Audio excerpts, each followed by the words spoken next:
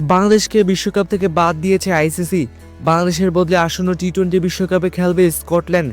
শুরু থেকেই বাংলাদেশের প্রতি এমন অন্যায়ের প্রতিবাদ জানিয়েছে পাকিস্তান ক্রিকেট বোর্ড পিসিবি। নিরাপত্তার শঙ্কা প্রকাশ করে ভারতে বিশ্বকাপ খেলতে না যাওয়ার সিদ্ধান্ত আইসিসিকে জানায় বাংলাদেশ। শুরু থেকে শেষ পর্যন্ত এই সিদ্ধান্ত অনড় ছিল বিসিবি। শুরু থেকেই বিসিবির এমন সিদ্ধান্তকে সমর্থন জানিয়ে গেছে। পিসিবি প্রধান মহসিন নাকভি 24 জানুয়ারি জানিয়েছেন, আইসিসির সিদ্ধান্ত এলেই পাকিস্তানের সিদ্ধান্ত দেখা যাবে। তাদের প্ল্যান এবিসিডি রেডি আছে। এবার পাকিস্তানি গণমাধ্যম জিও নিউজ জানিয়েছে, পাকিস্তান ক্রিকেট বোর্ড বিশ্বকাপ বয়কটের সিদ্ধান্ত নিলে পাকিস্তানি ক্রিকেটাররা তা সমর্থন করবে।